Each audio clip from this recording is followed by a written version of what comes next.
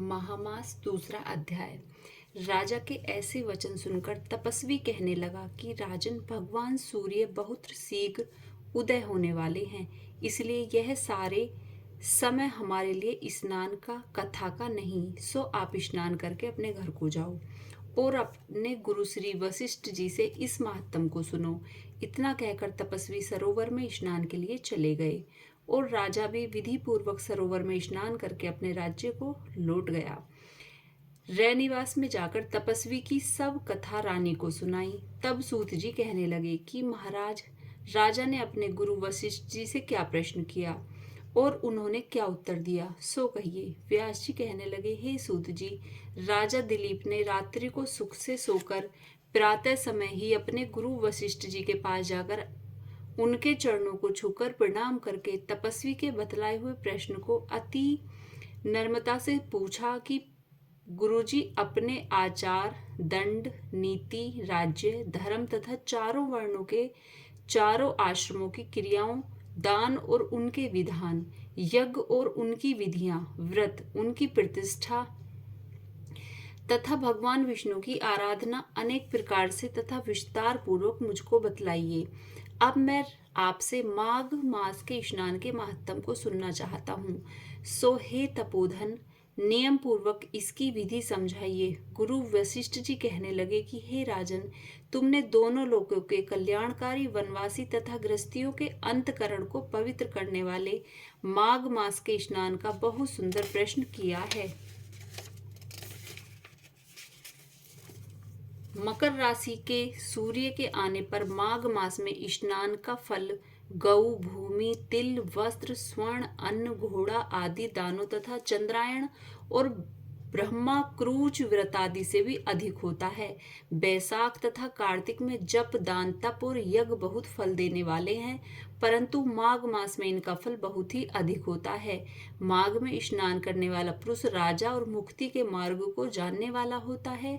दिव्य दृष्टि वाले महात्माओं ने कहा कि जो मनुष्य माघ मास में सकाम या भगवान के निमित्त नियम पूर्वक माघ मास में स्नान करता है, वह अनंत फल वाला होता है। उसको शरीर की शुद्धि, प्रीति, ऐश्वर्य तथा चारों प्रकार के फलों की प्राप्ति होती है। अदिति ने 12 वर्ष तक मकर संक्रांति में अन्न त्याग कर स्नान किया। इससे तीनों लोकों को उज्जवल करने वाले 12 पुत्र उत्पन्न हुए। माघ में स्नान करने से रोहिणी, सुभगा, अरुंधति दानशीला हुई और इंद्राणी के समान रूपवती होकर प्रसिद्ध हुई। जो माघ मास में स्नान करते हैं तथा देवताओं के पूजन में तत्पर रहते हैं, उनको सुंदर स्थान, हाथी और घोड़ों की सवारी तथा दान को द्रव्य प्राप्त होता है और अतिथियों से उनका घर भरा रहता है और उनके घर में सदा वेद ध्वनि होती रहती है। वह मनुष्य धन्य है जो माघ मास में स्नान करते हैं, दान देते हैं तथा व्रत और नियमों का पालन करते हैं और दूसरों के पुण्य को क्षीण होने से मनुष्य स्वर्ग से वापिस आ जाता है। परंतु जो मनुष्य माघ मास में स्नान करता है, वह कभी स्वर्ग से वापिस नहीं आता। इससे बढ़कर कोई नियम, तप, दान, पवित्र और पाप नाशक नहीं है। भृंग जी ने मणि पर्वत पर विद्याधरों को यह सुनाया था। तब राजा ने कहा कि ब्रह्मान भृंगु ऋषि ने कब मणि पर्वत पर विद्याधरों को उपदेश दिया था, सो बतलाइए। तब ऋषि जी कहने लगे कि हे राजन, एक समय 12 वर्ष तक वर्षा न होने के कारण, जब प्रजा क्षीण होने के कारण संसार में बड़ी उद्रिक्तता फैली हुई थी। हिमाचल और विंध्याचल पर्वत के मध्य का देश निर्जन होने के कारण श्राद्ध, तप तथा स्वाध्याय सब कुछ छूट गए। सारा लोक विपत्तियों में फंसकर प्रजाहीन हो गया। सारा भूमंडल फल और अन्न से रहित हो गया। तब विंध्याचल से नीचे बहती हुई नदी के सुंदर वृक्षों से आच्छादित अपने आश्रम से निकलकर श्री भृंगु ऋषि अपने शिष्यों सहित हिमाचल पर्वत पर गए।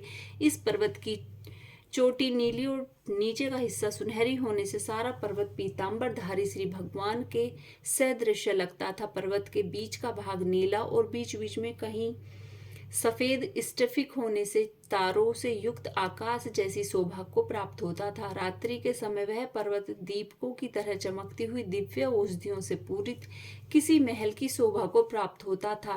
वह पर्वत शिखाओं पर बांसुरी बजाता और सुंदर गीत गाती हुई किन्नारियों तथा केले के पत्तों की पताकाओं से उत्पन्न शोभा को प्राप्त हो रहा था। वह पर्वत नीलम, पन्ना, पुखरा तथा इनकी चोटी से निकलती हुई रंग बिरंगी किरणों से इंद्रधनुष के समान प्रतीत होता था। स्वर्ण आदि सब धातुओं से तथा चमकते हुए रत्नों से चारों ओर फैली हुई अग्नि ज्वाला के समान शोभायान थी।